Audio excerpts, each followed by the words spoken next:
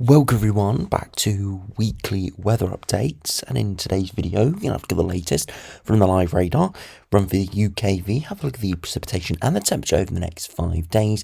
So we are going to see some rain moving through in the next few days, but mostly it will still be fairly dry, but we are taking quite a big hit to the temperatures compared to earlier this week where we did see temperatures in the high 20s. Instead we're looking more at the high teens or low 20s at best. Now, many people listening to this will probably actually be pleased, as it was a little bit oppressive early this week.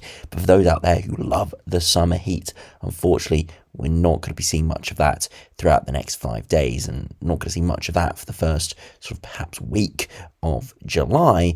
But there are signs that there could be some warmer, drier weather arriving beyond that, but we'll have a look at that. We'll have a look at the longer range runs in the second half of the video.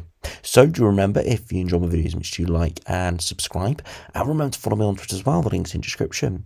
Now, if you start on the live radar, you can see there's a few showers around at the moment. You've still got a bit of a weak area of low pressure around, but really it isn't too bad. And for most, it's been another dry and fairly sunny day. Yes, the air mass is much cooler now, but with it being end of June, with the sun at its peak strength for this region, really, for the northern hemisphere, it does mean that even out there, when the breeze comes through in that sunshine, it still does feel very, very warm. And of course, UV levels are high. Remember, UV does not depend on temperatures. It could be 15 degrees C, ridiculously below average, especially even in the south, for example, and we would still have very high UV levels this time of year. So do make sure you stay safe out there, even though it is much cooler than it was last week. We are going to see some rain moving through over the next couple of days, so that we'll send the UKV in a minute, but you can see this evening temperatures are much cooler. It is still much warmer across Europe, where the cold front hasn't swept through yet, but you can see for the British Isles it is fresher, not cold, but definitely a lot fresher. Now, if you look at that latest UKV run, you can see as we head over the next couple of days, we do see more rain moving through as we head through into Saturday. Again, it doesn't look too heavy, but where it does linger through the day, it could be a little bit miserable and will hold those temperatures down quite substantially in those areas. But to the south and the north of that rain, there will be sunshine, clear skies, and it will be fairly decent. As we head in towards Sunday, again, doesn't actually look too bad. A bit of thicker cloud, a few showers around, but other than that, a fairly decent day. As we head into Monday, look at that, a more substantial area of rain moving through. Both for the north and west could be quite a miserable day. For the far east and south, the first day of July, doesn't look too bad. A few showers, thick cloud, but really nothing to say, nothing too terrible, to be honest. And that rain moves through overnight, so luckily should clear mostly by the morning and into the early afternoon of Tuesday. And then for most of Tuesday, again, another dry day, sun breaking through, still plenty of cloud, but not too bad either. And then into Wednesday, again, another weak weather front moving through, again turns patchy, but for most, again, a fairly dry day with sunshine poking through. You see, it's not going to be amazing over the next 5 days, but it's not going to be absolutely terrible either. It's not going to be washout conditions. We are going to see some rain, but we are equally going to see plenty of sunshine and plenty of dry conditions, especially in areas to the south and to the north of the weather fronts. We'll just have to wait and see how those weather fronts move through and if they linger anywhere, because this latest UKV did show it lingering across northern England, perhaps a little bit over the next couple of days from this cloud and rain. So we'll have to wait and see for that. Now, do have a look at the max temperatures. You can see as we head into Saturday afternoon, we could just get about 23 or 24, so actually around average, or maybe even nudging slightly above average in a couple of areas with those sort of temperatures. So again, would be very warm. But further northwards, we've got that cloud and rain, only 12 to maybe 17 degrees at best, so much cooler there. So it will make a big difference, those cloud amounts.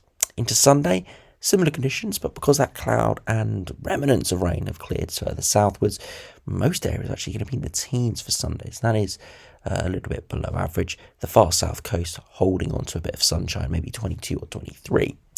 For the first day of July, it doesn't look like a particularly warm day. Temperatures maxing around 19 or 20 degrees, and many areas not getting much above the mid-teens. So that actually might start to feel a little bit chilly. High teens, I wouldn't say would feel all too cold, but if we start getting towards the low teens with cloud and rain, it could feel like we're back in spring again, or even heading towards autumn. We know we are still in early July, but that's what it could feel like with these sort of conditions. So we'll have to wait and see exactly how that does play out. As we head into Tuesday, similar conditions. We have that cloud and rain, but more widely toward the high teens or the 20-degree mark. And again, that is because we do see a bit more sunshine breaking through. And the same can be said for the Wednesday. We could just get above 22 to 24. So as soon as that rain and cloud clears, we do get a bit of sunshine. Those temperatures will rise. So it's not going to be substantially, it's not going to be persistently below average, sorry. But we are going to see those periods over the next few days. So you can see not too bad, but not great either. The best way to really describe it is just kind of being a bit meh. It's not great. It's not bad. Not loads of rain, but no bone dry conditions. A little bit of everything, really. And we'll just have to wait and see how it does play out. There are some positive signs, though, into the longer range that high pressure could make a bit of a return, and low pressure in the jet stream could nudge further northwards again. Now, you can see the low pressure system 2 hour north in the latest GFS. It does move away over the next couple of days, and we do see a bit of higher pressure building in. So that's why we drive for a time into early next week. But we do see more low pressure moving in towards the middle of next week, and that will bring more rain, tighter isobars, so it could be a little bit more windy, and there could be some heavier showers, thunderstorms may be associated with that. But again, not expecting anything too major. That will continue for much of next week with low pressure around. But into the extended range, and yes, extended range, which I always do have to caveat and say is fairly unreliable, we do see an area of high pressure build in. Now, initially, it's not got a particularly warm air mass. It's got a bit of a northerly flow, a little bit of a chillier air mass building in, or not really, or more just around an average air mass, nothing great.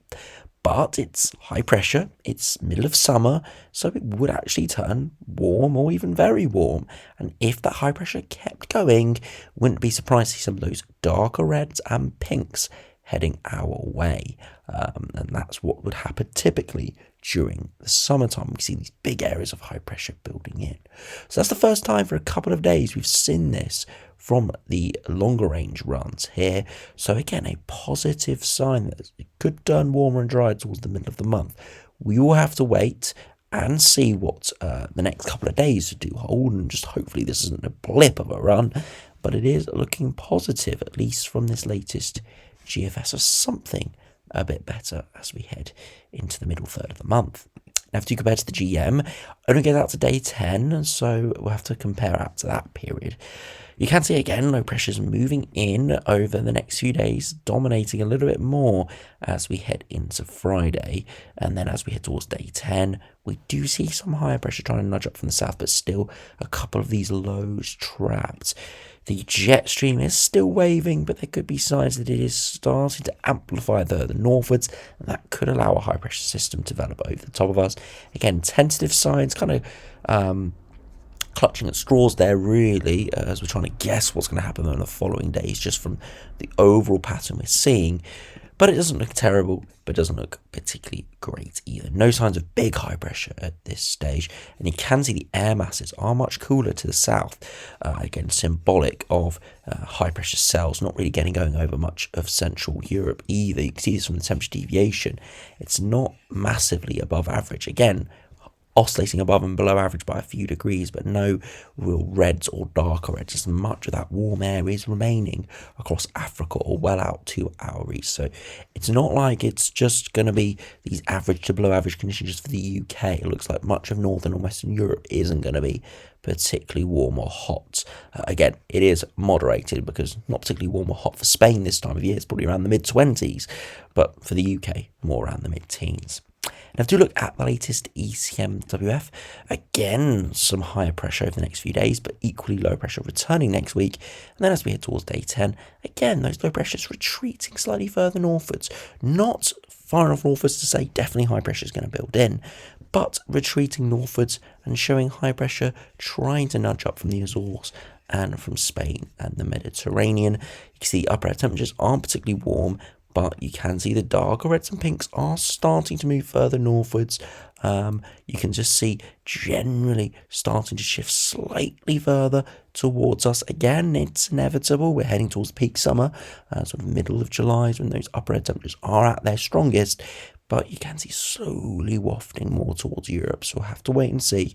But again, tentative signs that something warmer and dry could return. Not guaranteed, but could return into that middle period of the month.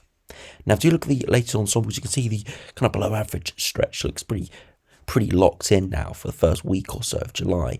Again, kind of oscillating around average and below average, but generally around that average or below average point for the foreseeable future. Again, precipitation not massive, but not zero either, so still going to be plenty of showers. But again, longer range, precipitation doesn't go to zero, so still could be low pressure around, still could be showers, storms perhaps, but the upper air temperature is creeping back towards average, maybe getting above average, and a few very warm runs appearing in the longer term. So again, tentative signs that the overall atmospheric patterns look more supportive of warmer conditions, jet stream shifting northwards, or at least becoming more amplified, allowing those warmer air masses to move in. Because even though the jet stream is dipping southwards, even if it dips southwards and is amplified, it still allows those warmer air masses to mix in. But we've got fairly flat jet stream or minimal waves in the jet stream, which means a pretty persistent northwesterly or westerly flow. That's why it's staying persistently a few degrees below average. Now, if we do have a look at the 2 meter temperatures associated with this GFS run, you can see generally high teens, low 20s, but again, that will be moderated the further northwards we go. And then if we do finish by looking at the latest ECMWF, unfortunately midday run hasn't fully come out, but if we look at the midnight run, which should have fully come out, very similar, generally average to below average over the next week to 10 days, and then drifting more towards above average into that longer term. But interestingly, again, a similar pattern of increased precipitation. So yes, could be warmer, could see more amplified jet stream, which again is allowing those warm air masses to move in, but could still keep low pressure or troughs and little disturbances around, which could keep that higher precipitation, could keep showers, could keep storms. So we'll have to keep a very close eye on it. But the one positive we're taking from today, we are seeing a bit of a shift in that longer range, something different than generally just persistently below average, which has been the theme over the last few days. So again, if you're looking for something a bit warmer, more humid, perhaps thunderstorms or even heat waves, whatever, then good signs that the atmosphere is potentially not going to be locked in towards this cool northwesterly or westerly like it's looking like over the next week as we head into that middle period of July. We'll have to wait and see. But make sure you do like and subscribe, and I'll see you again for another video soon.